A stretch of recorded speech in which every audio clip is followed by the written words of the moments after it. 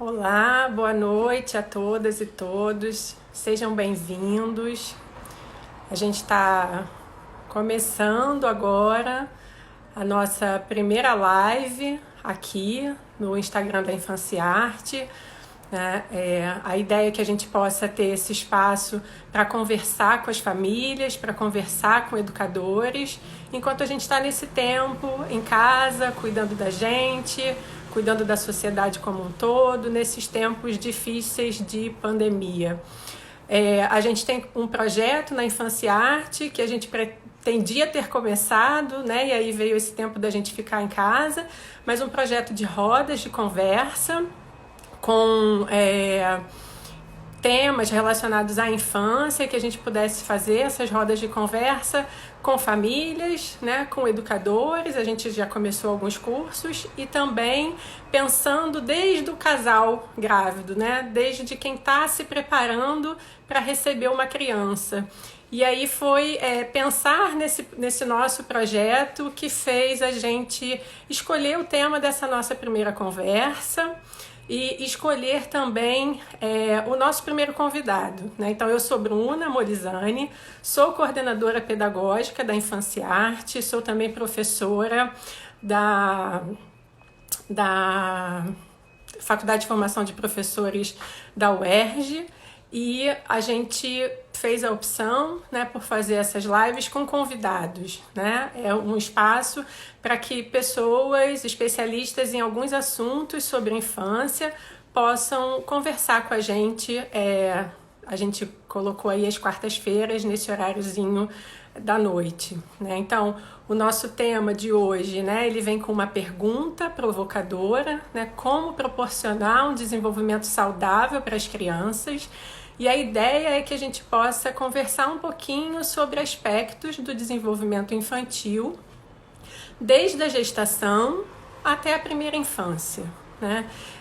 A gente vai contar com a participação do professor Dr. Eduardo Costa, que já eu vou chamar para conversar aqui com a gente. Né? É um convite também do coração, porque o Eduardo é meu formador, né? Eu faço a formação em transpsicomotricidade, que é a linha da psicomotricidade que a gente tem lá, né, na Infância Arte, com duas transpsicomotricistas queridas, que são a Amanda e a Ana Lúcia, né, que já né, a gente está doido para voltar a receber as crianças lá com esse trabalho. Então, eu vou convidar aqui o Eduardo. Deixa eu ver se ele já está aqui. Então, eu vou esperar o Eduardo entrar e aí eu apresento ele.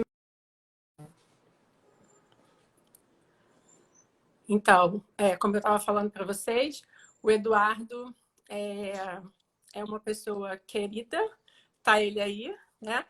Boa Querida, noite, que alegria. muita Boa alegria noite. começar esse espaço com você, uma alegria imensa, né? Então, eu estava falando já, né? O Eduardo é meu formador, eu faço formação em transpsicomotricidade. O Eduardo é uma pessoa que tem experiência de décadas trabalhando com crianças, com famílias, com formação de psicomotricistas, né? O criador da transpsicomotricidade, né? Doutor, mestre pela Fiocruz. E foi com muita alegria que eu te fiz esse convite. Você sabe a importância que você tem na minha formação, o quanto eu aprendo com você. Né? E da gente ter levado a transpsicomotricidade para a Infância e Arte, então eu não podia deixar de abrir esse espaço contando com a sua participação. Então, acho que agora deixo para você aí, com essa pergunta um pouco que a gente trocou, né? Uma ideia, o que a gente poderia conversar, pensando que desde o casal grávido, né?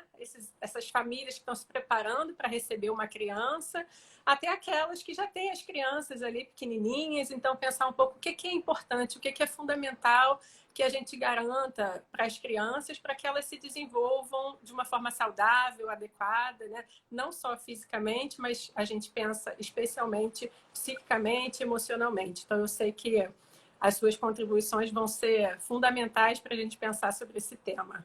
Te agradeço muito por ter aceitado esse convite. Querida, para mim é um prazer e uma honra estar inaugurando esse espaço que vocês estão abrindo, muito importante mesmo, para que os responsáveis possam estar refletindo junto com vocês sobre as bases, né, de um desenvolvimento saudável. E, como eu já disse, um prazer e uma honra estar com você aqui. Você, com certeza, você sabe que mora no meu coração, então também é um aceite para amiga e formanda que eu amo tanto. E vou tentar contribuir com aquilo que eu amo fazer, né, há mais de 30 anos, e trocarmos aqui um pouquinho para que todo mundo que estiver conosco possa estar pensando um pouco sobre essas bases, né? O que que é que leva uma criança ao pleno desenvolvimento, o que que é, quais são as bases, né, desse caminhar, desse devir numa evolução em plenitude, né, em potência. Isso aí.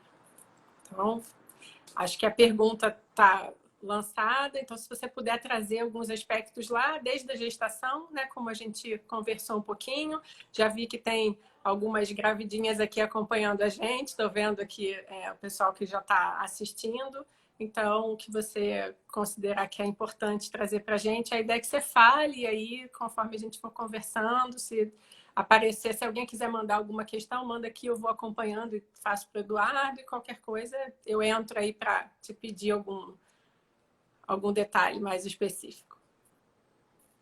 Tá certo. Bom, quando a gente fala do desenvolvimento infantil, a gente não pode deixar de começar do começo, né? Do desejo desses pais, seja um casal homoafetivo, seja um casal heterossexual, né? O desejo de gerar.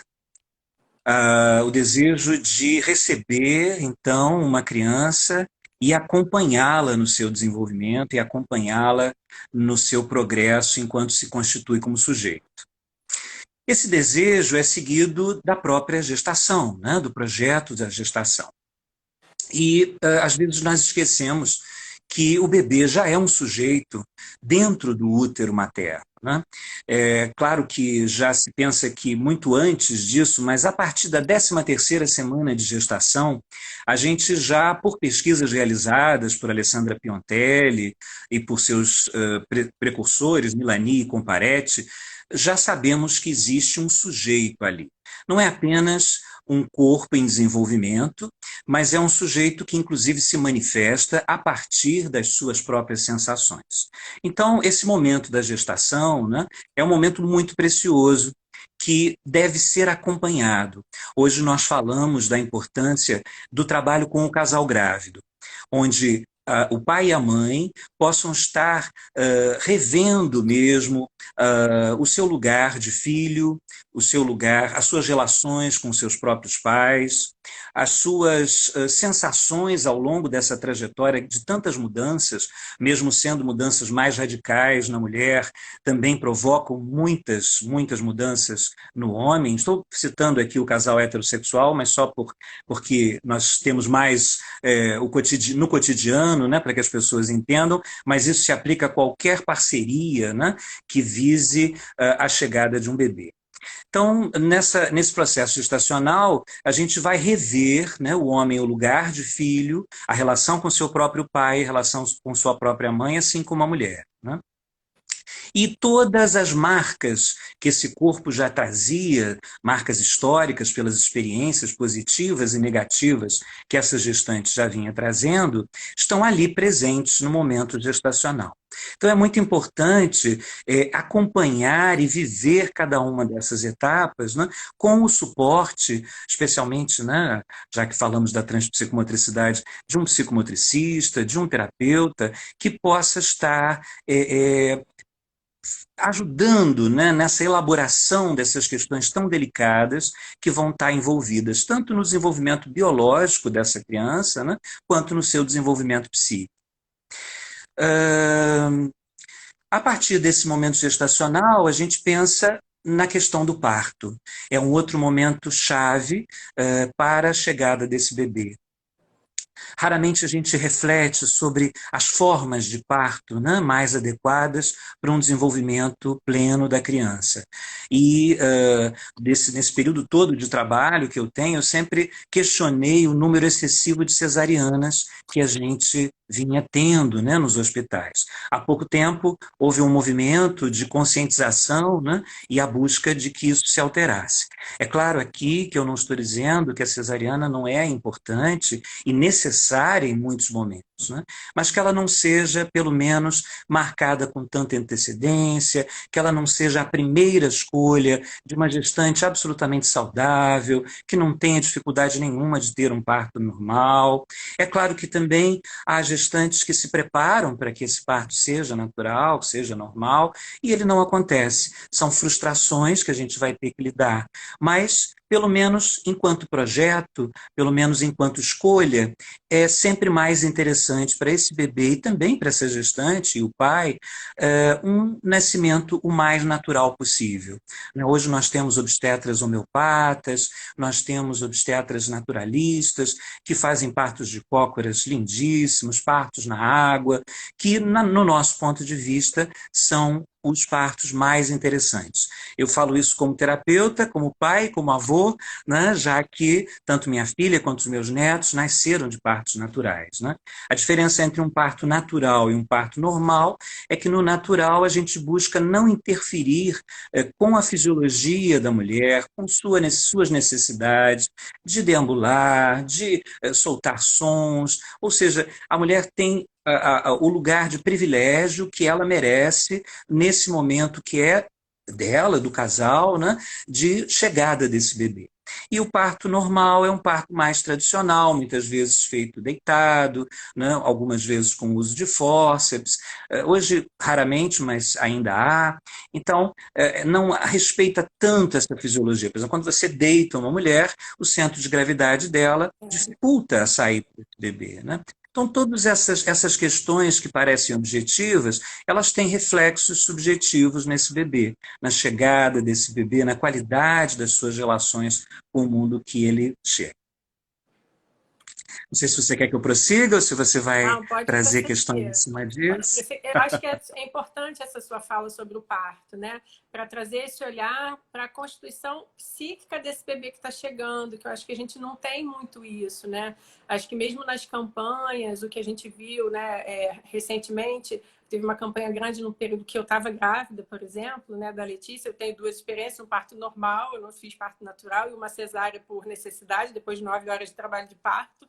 Então, vivi duas experiências, né? Sei que são duas experiências de parto completamente diferentes, mas mesmo na chegada da Letícia, que ainda tem 4 anos e meio, eu não tinha ainda a dimensão da importância para o desenvolvimento psíquico de um bebê, né? Esse momento do parto. Então, eu acho que é fundamental que você traga isso para a gente pensar e para as pessoas que estão ouvindo a gente, porque fala-se muito em relação a essa escolha do parto, sim, para ser um parto natural, olha-se pelo lado da mãe, né, da mulher, enfim, mas essa influência na produção da subjetividade da criança a gente não vê, né, ser tão comentada, e a importância disso, né?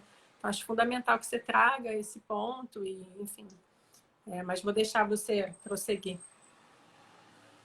Sim, o parto natural, ele permite vários aspectos muito pertinentes. Primeiro, a presença do pai, inclusive cortando o cordão umbilical, ali na relação direta com essa mãe e com o bebê que chega.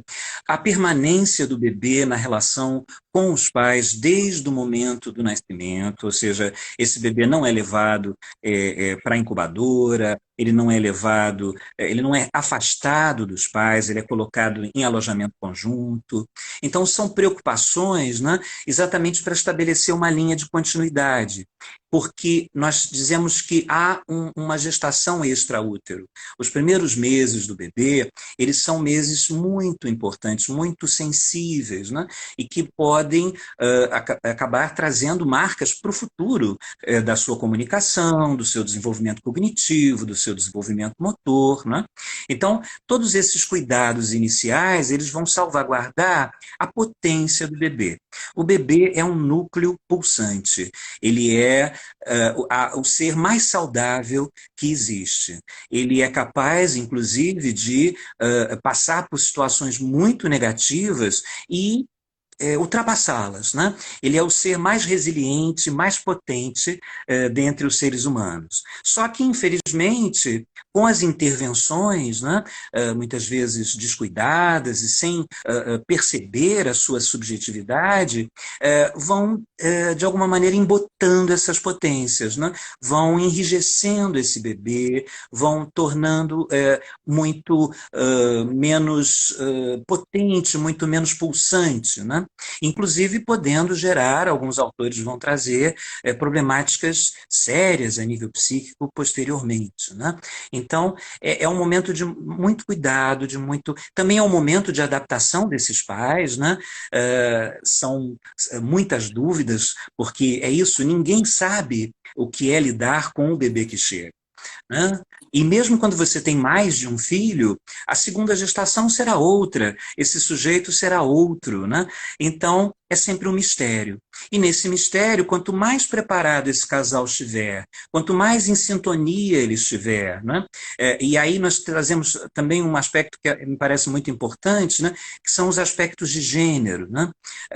Infelizmente, nós ainda temos um reforço muito grande do lugar do homem como provedor, do lugar do homem como alheio a esses fenômenos, né, da mulher, do corpo da mulher, do nascimento, da criação dos filhos. Claro que nós já temos aí o fenômeno, já há alguns anos, chamado de novo pai, né, onde o pai não se sente alheio, mas ele participa, ele ativamente, ele está ali como parceiro, lado a lado, né, com sua mulher, com seu marido, enfim, na relação de divisão efetiva, né, desse cuidado.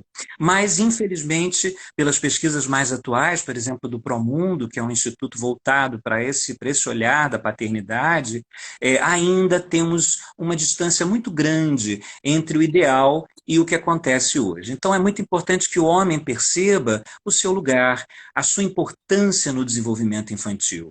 O pai, assim como a mãe, são figuras centrais para que esse desenvolvimento transcorra de uma forma plena, né? A presença desse pai, a presença dessa mãe.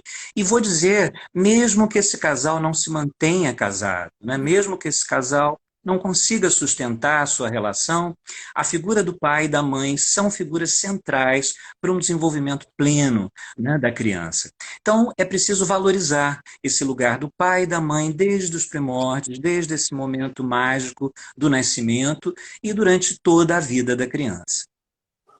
Uma continuidade muito significativa, né, da relação desse bebê com o corpo da mãe é o momento da amamentação, que é um momento que muitas vezes a gente tem a fantasia de que é mágico, né? A mulher pega o bebê, coloca no seio e ele mama.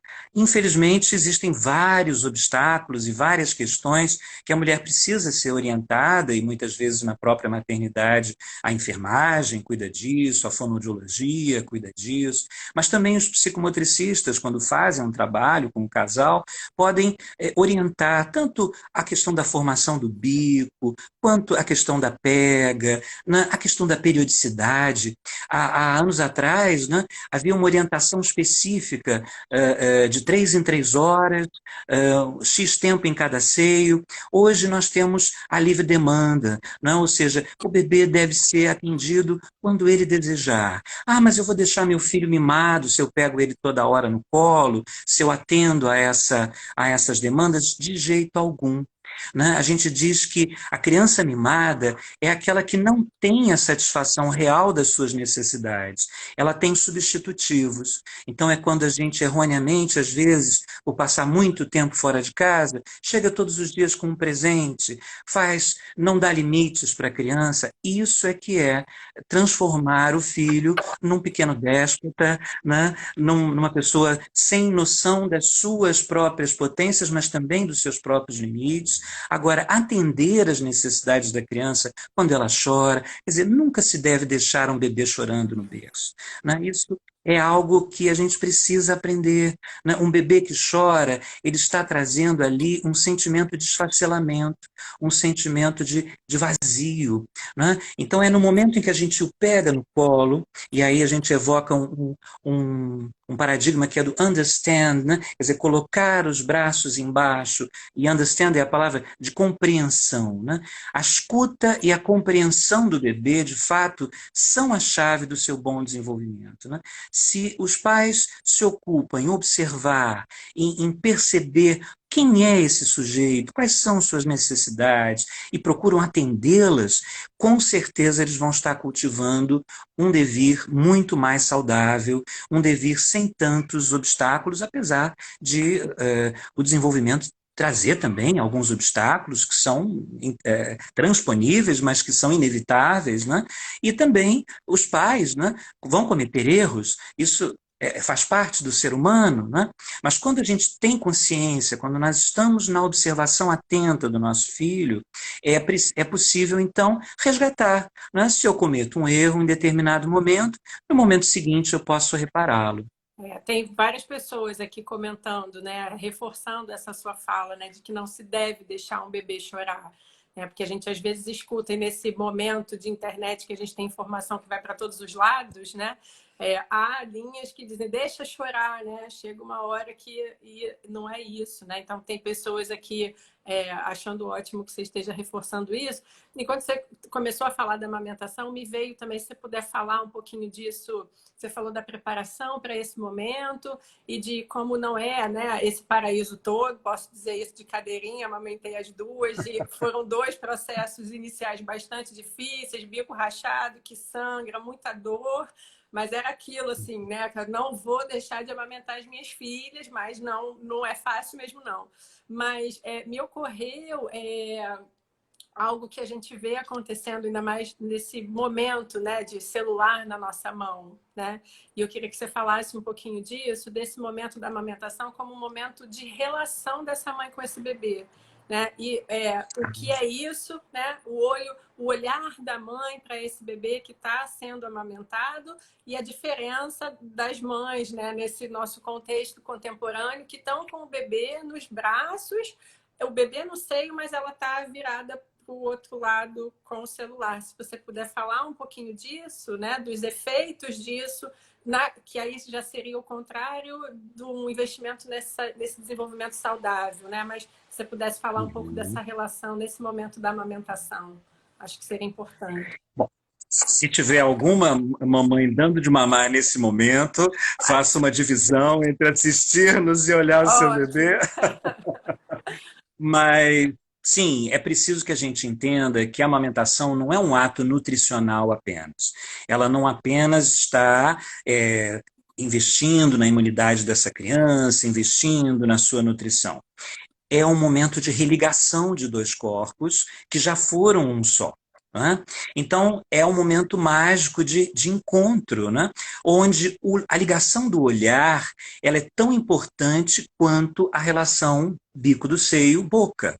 Né? Então, quando eu posso estar na relação, quando eu posso me libertar um pouco, né, das redes sociais, ou mesmo de uma leitura, ou mesmo de uma televisão que eu esteja assistindo, e eu levo a minha atenção, né, para o meu bebê, eu vou percebendo as pequenas nuances, né, que vão aparecendo, porque durante o processo de amamentação existem muitos microprocessos que estão ali acontecendo. Né? Por exemplo, nós temos algumas teorias que vão falar que o bebê, a boa amamentação, né, em livre demanda, é aquela que o bebê mama, aí ele dorme um pouquinho, ele mama novamente, né, aí ele tem, às vezes ele revira os olhinhos, né, que os haitianos, por exemplo, chamam de orgasmo oral, né? Quer dizer, ou seja, a criança vai ter um enorme prazer e nesse prazer ela tem momentos de deleite, momentos de parada. Então a gente não deve simplesmente arrancar o seio da criança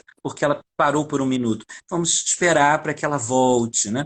Então são leituras. E o pai, ele está longe disso? Não, a mãe precisa de suporte. O Winnicott falava da mãe suficientemente boa, mas os pós-winnicottianos hoje já falam do pai pai suficientemente presente, né? A mulher precisa estar hidratada, então esse pai vai trazer a água, o suco para essa mãe, ele vai estar ali ao lado, ele vai pegar esse bebê do berço para levar até a mãe, ele vai estar ali acompanhando, né? Então, tudo isso é um momento do casal, é um momento de uma ligação mais específica realmente da mãe. É muito interessante, algumas mães vão relatar, o momento mais adorado era o momento da amamentação, né? Quando eu tive que fazer o desmame, porque isso também é importante que a gente possa pensar, né? Quer dizer, a criança ela tem um fluxo de amamentação, ela, em livre demanda, ela vai mamar até o momento em que ela desejar, mas é importante também que a gente perceba que, às vezes, de forma, exatamente porque é um lugar também de empoderamento dessa mulher, né, que ela não se fixe nisso como a única forma de viver essa relação com seu filho. Porque a gente vê, muitas vezes, algumas mães levando a amamentação a um momento muito tardio, onde a criança já pode estar se alimentando de outros alimentos, já pode estar vivendo um outro nível de relação com ela. Então, se eu tenho a possibilidade... da mãe, né? Muito mais da mãe de manter isso do que exatamente uma necessidade da criança, né? Isso. E às vezes é uma coisa muito sutil, não é algo muito declarado, porque a criança continua tendo prazer, né? Então a gente acredita que seja o melhor para ela. Então, na dialógica com a parceria, né? Na dialógica com o pediatra, enfim, é possível entender qual o melhor momento de começar, né, a oferecer à criança outras formas de relação que não sejam só a amamentação. E se ela especialmente foi bastante abastecida a partir dessa atenção, desse olhar, desse envolvimento durante o período em que ela foi amamentada, com certeza vai ser mais fácil para ela, por mais paradoxal que pareça, ela desmamar. Né? Ela vai estar satisfeita de alguma forma. Né? Às vezes a criança mesmo dá esse sinal e a mãe fica frustrada, puxa, ela não quer mais mamar. Mas é o tempo dela, é o tempo que ela já satisfez essa necessidade, tanto biológica quanto psíquica, e aí outros níveis de relação vão poder acontecer.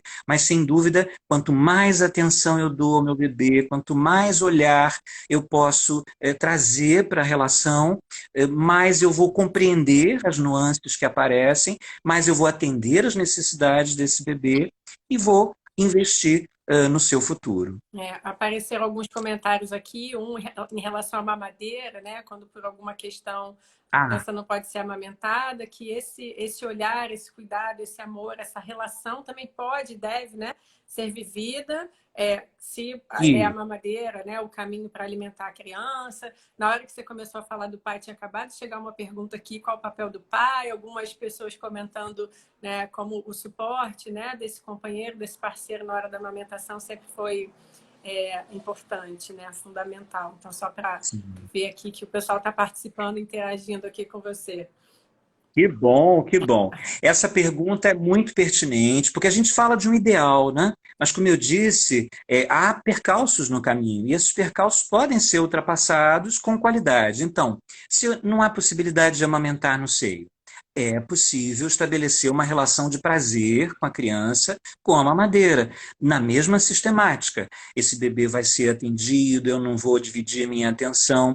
Uma outra dica que me parece pertinente, né? Porque lá nos primórdios eu fiz uma graduação em fonoaudiologia, então lembrar de um aspecto muito relevante, que é o bico da mamadeira, que nem sempre as mães e os pais são orientados.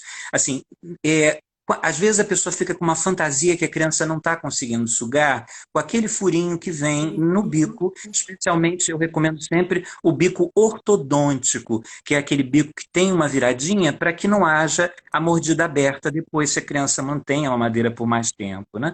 E aquele bico ele tem um furinho bem pequeno no alto do bico. E às vezes os pais ficam, meu Deus, mas como é que meu filho vai tomar? E cortam aquele bico ou ampliam aquele bico. Se o fluxo de leite sai como um jorro na boca da criança, ela deixa de fazer todo um movimento de prazer, de sucção, porque você sabe que amamentou, que a sucção do bebê é muito forte. Então, muitas vezes machuca a mãe, né? Então, a mamadeira, ela vai suportar essa pressão e ela precisa ter um bico pequeno para que esse prazer seja pelo menos parecido com o prazer da sucção no seio. Então é um detalhe, mas que tem muita importância quando a gente fala de amamentação na mamadeira, né? Às vezes aquele bico pontudo ou com um furo muito grande, eles vão primeiro causar engasgos, muitas vezes, né, trazer malefícios para a criança e não vão trazer esse prazer de sugar, que é um dos principais prazeres no primeiro momento, né? Freud nos falava que a criança desenvolve primeiro a fase oral, né, o desenvolvimento da libido na boca. Então, como eu tinha falado de orgasmo oral, né, em Reis, mas assim, então isso se dá como? Se dá se ela tem algum movimento mais ativo em relação a essa alimentação, né? Se é um bico que jorra leite, isso vai ser menor. Então, é possível, sim, estabelecer uma relação de prazer e dar à criança o que ela precisa, mesmo não tendo a possibilidade de amamentação no seio. A mamadeira, ela é um instrumento e que deve ser utilizado, assim como para aqueles que querem amamentar ou que têm condições de amamentar, mas muitas vezes o bico não se fez, né? Existem artifícios, né? O bico de silicone, que às vezes a mulher diz, mas eu não quero dar de mamar com bico de silicone, eu não quero esse intermediário. Mas usando um pouco de tempo, o bico vai se formando e depois é possível retirar. Então são artifícios, né, que às vezes acabam ajudando muito, né, porque é muito angustiante muitas vezes, né, quando você vê que o bebê está precisando demais e você não está conseguindo. Então são artifícios, ou mesmo quando não é realmente viável, né, a amamentação no seio, ou se é uma criança adotada, enfim, são mil e uma possibilidades, né? Mas a gente assegura que, sem dúvida nenhuma, é também um instrumento de prazer e de relação, se for bem aplicado.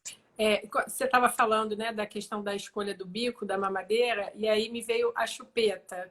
Acho que quem tem, né, quem está grávido aí, e crianças bem pequenas, e é uma discussão, né, da chupeta, não da chupeta. Se você puder falar um pouquinho sobre isso, que tem até uma pergunta aqui, ó, depois poderia falar sobre o uso da chupeta, até pediram para falar sobre isso, quando você estava falando de escolha de bico, me veio também essa questão. Então, se você puder falar um pouquinho. Esse é um tema muito polêmico. Os hospitais amigos da criança, eles aconselham os pais a não usarem a chupeta. Olha, eu particularmente não vejo a chupeta como um demônio, não. Eu acho que a gente tem que ter consciência se a gente introduz a chupeta para não arrancá-la de maneira abrupta depois, né? Então, muitas vezes ela não é necessária, né? A criança consegue se satisfazer com a alimentação, mas há outras vezes em que o bebê ele tem uma necessidade muito grande. Ele fica, por exemplo, chupetando o seio num período de tempo enorme. A mulher está muito desgastada com isso e eu não vejo aí um problema, né? Um malefício, né? Da introdução da chupeta, mas sempre lembrando isso. Sou eu que estou introduzindo esse objeto na vida da criança. Portanto, se ela se apegar a esse objeto, é preciso muita delicadeza depois para retirá-lo. Então, é uma escolha. Né? Eu realmente não considero a chupeta como um demônio. A minha filha, por exemplo, usou a chupeta, mas isso já tem 34 anos atrás, né? Não havia essa demonização, a gente usou a chupeta ortodôntica e não causou, ela fez depois largou a chupeta tranquilamente. Mas, por exemplo, a minha neta nunca usou chupeta, né? O meu neto já usou um pouquinho. Então, são situações que as crianças vão nos demandar, né? Eu, francamente, não considero uma proibição, algo que vai desmamar a criança, ou, né? Porque algumas pontuações são nesse sentido. Não, mas o uso da chupeta depois vai trazer malefícios. Eu não vejo isso acontecer de uma maneira muito plena. Né? Mas não vou também dizer que a chupeta é algo que deve ser comprado no enxoval. Né? Vou deixar aí a cargo das famílias, né? Poderem fazer sua escolha com seus pediatras, né? Mas eu tenho uma experiência positiva com a chupeta, né? Sendo esse respeito à criança, Você a estava base. falando, eu acho que o que é fundamental é esse lugar, né, desses pais observando essa criança, né? Eu não vou Isso. E, introduzir a chupeta porque eu acho que tem que dar a chupeta, né, no primeiro dia. Assim, já chegou, já comprei, então eu já tenho, chorou um pouquinho mais, eu estou dando a chupeta. Mas que ela venha. Eu vivi a experiência, as minhas duas usaram chupeta. Mas as duas tiveram hum, uma relação completamente diferente. Isabela, que é a mais velha, que tem 12 anos, com uns 6 meses, ela não aceitou mais a chupeta. E aí a chupeta sumiu. A Letícia foi até quase os 3 anos com chupeta. E fico pensando também, né? Como que isso pode. Claro, acho que o que você trouxe é fundamental da gente pensar que a criança não nasceu com a chupeta, né? A gente que ofereceu, então a gente tem que ter muito cuidado no momento de retirar, né? Eu fico pensando que sempre essas transições para a criança, que a gente aguarde o sinal dela, né? A própria amamentação, assim, com a Isabela eu vivi uma experiência de eu forçar um pouquinho, porque eu entrei de férias, né, professora, férias de janeiro, quando ela me viu em casa, ela com 1 ano e meio, ela queria ficar no meu peito o dia inteiro, né? E aí não era. Ela mamava geralmente só antes de dormir. E aí quando eu fiquei em casa o dia todo, ela queria estar no peito o dia todo, né? E aí eu dei uma forçadinha nessa situação de não, chega, 1 ano e meio tá bem. A Letícia já foi até 2 anos e 1 mês, mas ela foi largando, né? Então, e foi mais tranquilo, né? E aí tá me vindo a questão do desfraude também, né? Como que às vezes as pessoas querem, sim. as pessoas vão desfraudar a criança, né? O movimento do adulto para a criança e não, se a gente puder falar disso um pouquinho também, né? Como é que é Claro, claro. todo um conjunto de fatores que demonstram a autonomia da criança, né? E uma prontidão dela para tirar a fralda, e ela mostra isso. E aí, nesse ponto, com as duas, eu vivi isso muito tranquilamente, não tirei antes, não forcei nada, e eu não tive aquelas coisas de, ai meu Deus, né? Toda hora tá fazendo xixi, 500 roupas e limpo o chão. Não passei por isso, porque o tempo delas foi respeitado, né? Então, eu acho que pensar Uhum.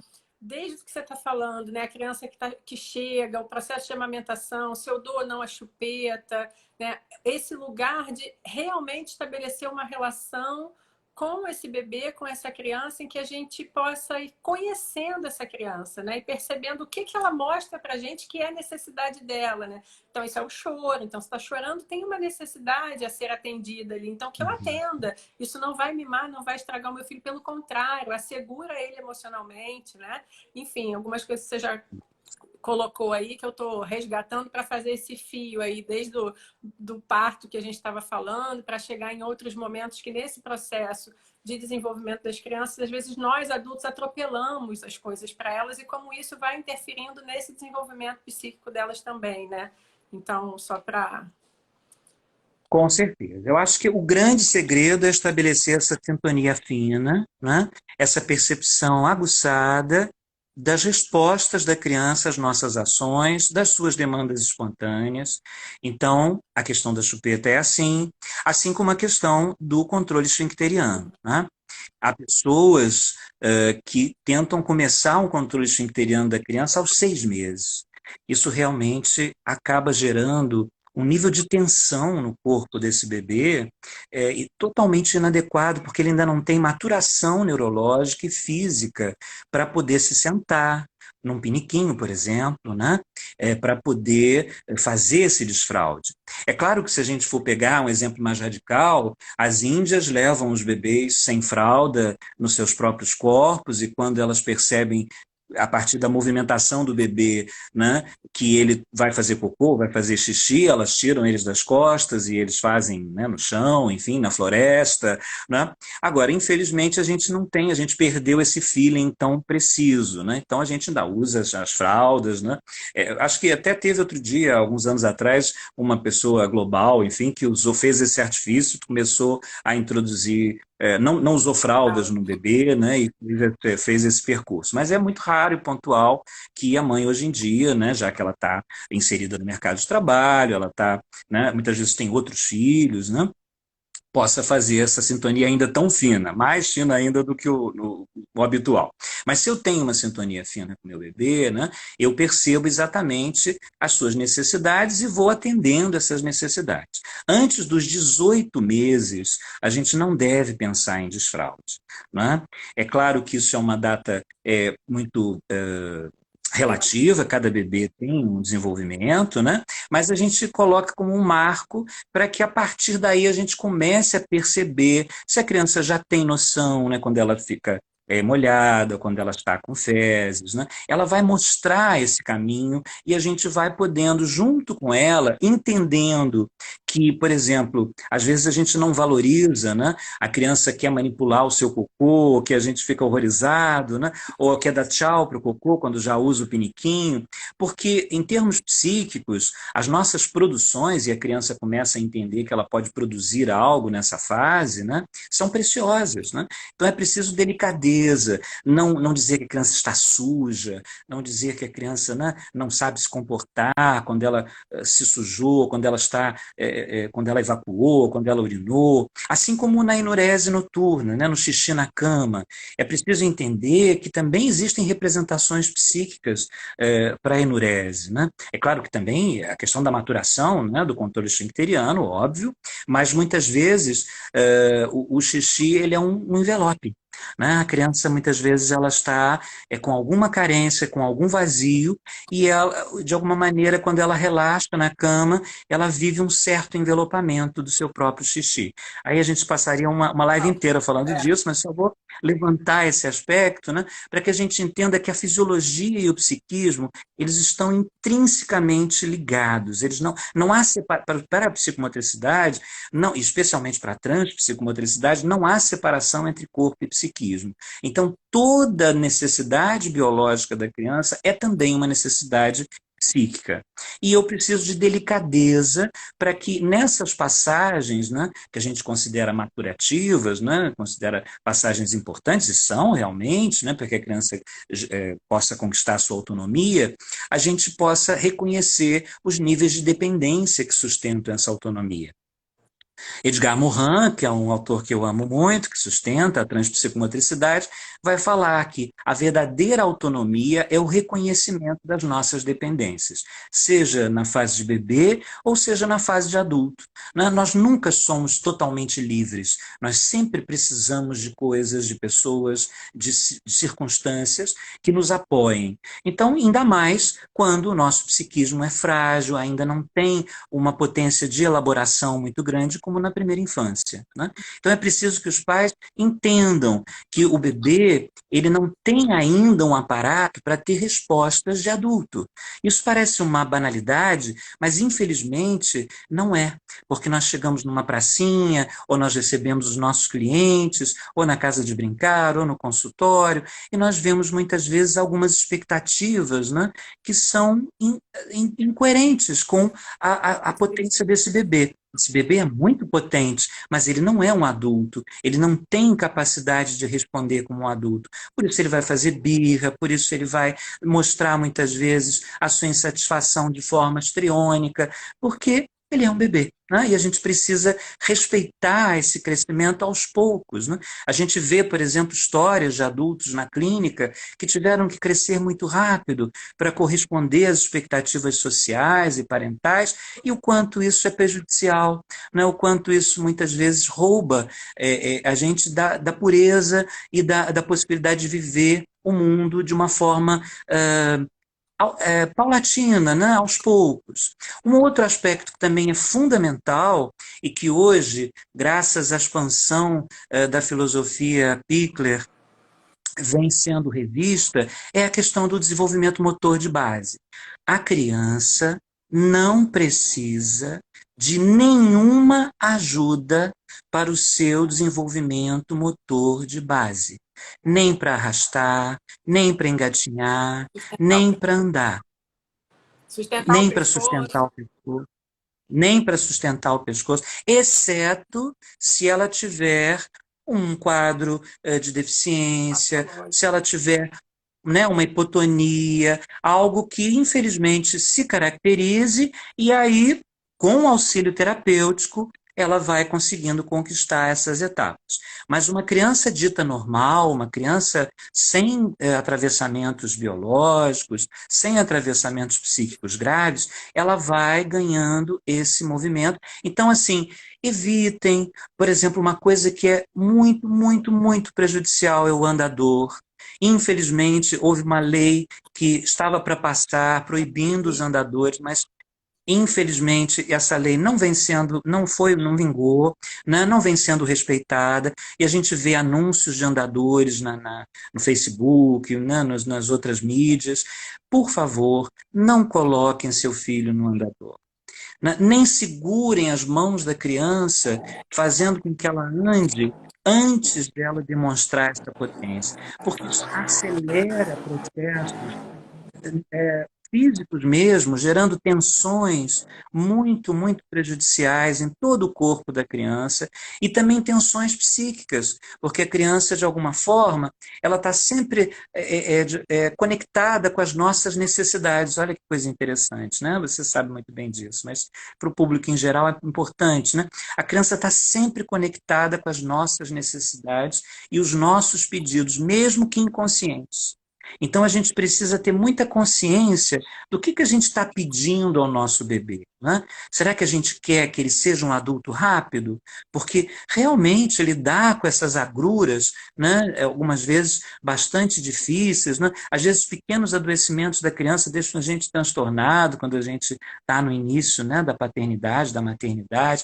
Então, às vezes, a gente tem esse afã, né, de querer que a criança rapidamente tenha ganhos, porque isso é um sinônimo também da minha potência como pai e como mãe. Olha como eu sou bom pai, como eu sou boa mãe, como meu filho se desenvolveu rápido. Ele já faz. Mas o importante é ele ir se desenvolvendo no tempo dele, para que essas aquisições sejam realmente potentes e possam se dar nas fases que a criança, porque nós temos até as tabelas de desenvolvimento que vão nortear um pouquinho, né, para a gente não pedir a uma criança de 6 meses que leia, ou pedir a uma criança, né, de 1 ano que está começando a andar que corra. A gente tem parâmetros, mas existe um núcleo na UFRJ chamado NIPIAC, onde a Lúcia Castro fala muito bem disso. Né? Assim, não, a gente não pode encarcerar a criança na tabela de desenvolvimento. Então, para algumas crianças, a marcha chega com 1 ano, às vezes até um pouquinho antes, às vezes depois. Isso não quer dizer que o meu bebê está atrasado, que o meu bebê tem um problema, né? Apenas que ele é um ser singular e que eu preciso, então, respeitá-lo. Quanto mais eu o respeito, mais potente é o seu desenvolvimento. Então, na questão do desenvolvimento motor de base, que é sempre psicomotor, mas só para a gente, né, ilustrar, é preciso não interferir. Outra coisa também muito, muito legal que a gente faz, às vezes, com a melhor das intenções, a mãe fica do outro, a criança está começando a andar e o pai chama a criança para um lado, a mãe chama a criança para o outro. É uma angústia, né, de ter que caminhar nessa direção, ter que satisfazer papai, satisfazer mamãe. A criança deve fazer essas experimentações livremente. Esporte, é claro que eu vou buscar demonstrar a ela todo o prazer que eu estou sentindo, né, quando ela tem um ganho. Porque a primeira coisa que a criança faz é olhar para a gente. Né? Olha, mamãe, eu estou fazendo isso. Olha, eu consegui conquistar mais essa etapa do meu desenvolvimento. Então é muito importante que a gente valorize essa etapa, mas não que precipite, né, que antecipe esse desenvolvimento. Porque há uma palavrinha que eu gosto muito pouco, que se chama estimulação. Né? Eu acho que as crianças têm que ser acompanhadas, elas não têm que ser estimuladas. Ah, mas como não estimular? Não. É que eu estou falando de um termo específico da psicologia comportamental. Né? Se eu estimulo, eu quero uma resposta específica. Não. Eu vou acompanhar, eu vou proporcionar situações interessantes, eu vou proporcionar a minha referência e a criança vai, então, dando conta do que ela puder, no ritmo que ela puder. Você está falando, e assim, a gente tá quase chegando no fim, tem uns 10 minutinhos para a gente acabar essa nossa conversa. Tem vários comentários aqui agradecendo e elogiando o que você está trazendo, mas eu acho importante trazer que você trouxe esse lugar da família, dos pais que querem antecipar, né? Mas, brevemente, um relato pessoal, né? A Letícia, que hoje tem 4 anos, andou com 1 ano e 7 meses. Né? E a gente poder olhar para isso, assim, o quanto que, por exemplo, nessa minha história, porque é a minha história, na verdade a história da Letícia, né? E eu como mãe com a família que tinha no entorno, a ausência de chão, né? Ah, sim. Uma Sim, cadeirinha é o ali onde outro ficava polo. sentada e junto com a ausência de chão, né? Assim, desse o que você acabou de falar de não estimular e de acompanhar, mas o que é esse ambiente que favorece esse desenvolvimento pelo movimento livre da criança, né? Que é um dos princípios da abordagem Pickler, por exemplo, o movimento livre para a gente na trans, nessa livre expressão, o movimento livre está dentro disso. Então, se você puder falar rapidinho, a gente tem um tempinho aí ainda, mas porque me traz essa experiência, né, pessoal, de que não só ela ficou pouco no chão, porque tinha aquela cadeirinha que é um boom de vendas também, né, além do andador, mas andador acho que a gente já escuta muito mais falar, não usem o andador, mas essa cadeirinha que balança, que não sei, enfim. E Letícia teve isso e junto com isso um contexto familiar que atendia para além das suas necessidades, né? Então, como é que isso está interligado também com eu não preciso, então, fazer grande esforço para caminhar, né? Enfim, se você puder falar brevemente sobre isso, nesse tempinho que nos Sim, resta. isso está no polo oposto, né? Sem dúvida, às vezes a gente fica tão preocupado, né, que esse bebê não se exponha, né?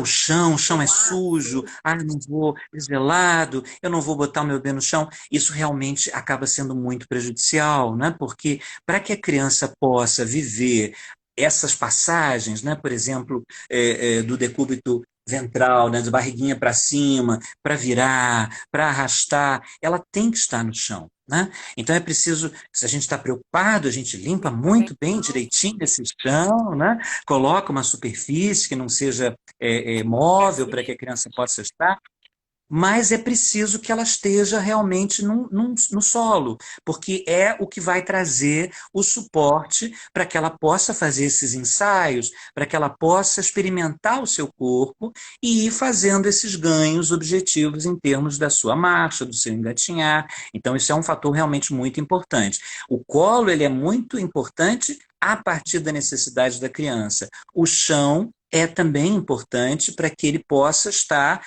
tendo outros níveis de ganho.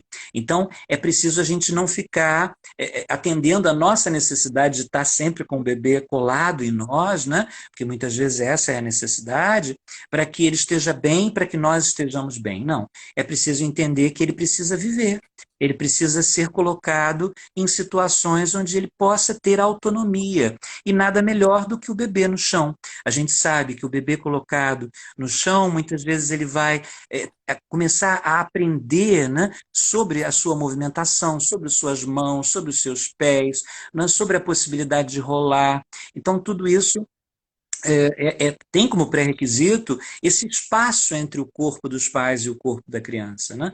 E é por isso que a gente, na transpsicomotricidade, faz um trabalho muito profundo com os futuros psicomotricistas, né? Para que haja um preparo para respeitar os tempos, esse tempo da possibilidade de estar no corpo, esse tempo de um certo distanciamento e suportar também, né, no caso dos pais, essa individuação, porque é banal também, mas nós não temos filhos para satisfazer as nossas necessidades nem para estar conosco a vida inteira, né? Nós temos filhos para que eles sigam a vida deles. Então é preciso também viver esse luto, né? Vai chegar um momento em que eu não sou tão necessário, o bebê vai estar experimentando sem mim, né? E a gente vê isso, por exemplo, na pracinha, quando a criança já é um pouco maior e ela, muitas vezes, ela não consegue sair ali do lado da mamãe e do papai porque há um certo medo, um certo temor desses pais de um distanciamento. Mas se o olhar for mantido, né, se a relação é intensa, ela vai poder investigar em segurança. E nós vamos antecipar, nesse sentido, a antecipação não é ruim, né? É um conceito do Couturier que ele vai falar acompanhar é antecipar. Então, se a criança está prestes a cair, se a criança está diante de um perigo, eu vou intervir, né? Porque a criança percebe, também isso é muito importante, por isso é que é importante o limite, né? Assim, às vezes a gente tem a noção de que a criança precisa que nós façamos tudo, deixemos que ela faça tudo. Não. A criança se sente protegida quando o não entra no momento certo, né? A mesma coisa é o desenvolvimento da linguagem.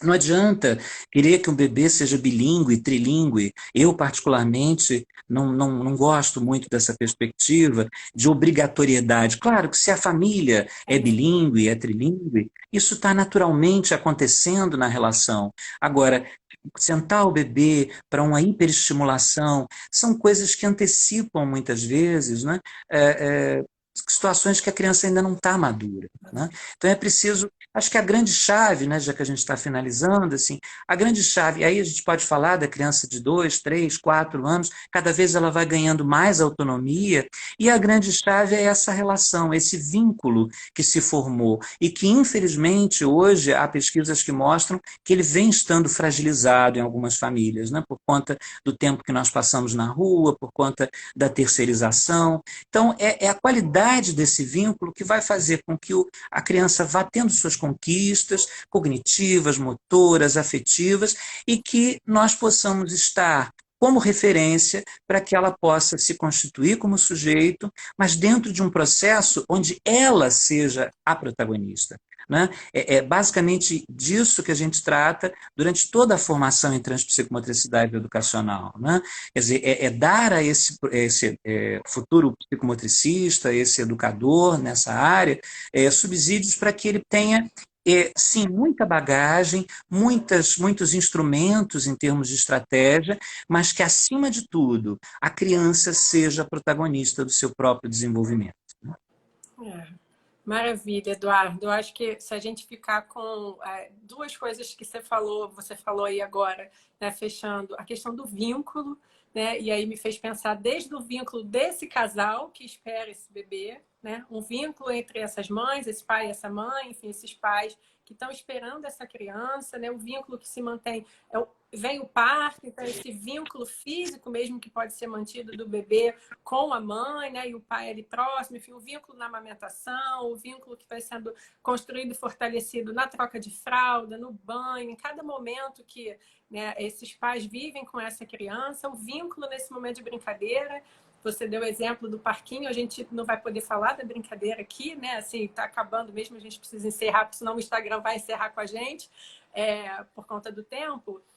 Mas de como essa criança que está nutrida afetivamente, ela se sente segura para explorar, né? Então, os pais estão ali, se ela está segura também, afetivamente, emocionalmente, com esse vínculo que muitas vezes se mantém pelo olhar, né? Por ela olhar de longe e ver que o pai e a mãe estão ali vendo o que ela está fazendo, porque às vezes é isso, mesmo como a gente falou do celular na amamentação, mas às vezes a criança está lá no parquinho e o responsável está aqui no celular. Então, ela também se sente desprotegida, porque quem está me olhando se eu precisar de alguma coisa, né? Então, a gente poder entender que o vínculo e esse lugar de segurança não é só quando está no nosso efetivamente grudado no nosso corpo, né?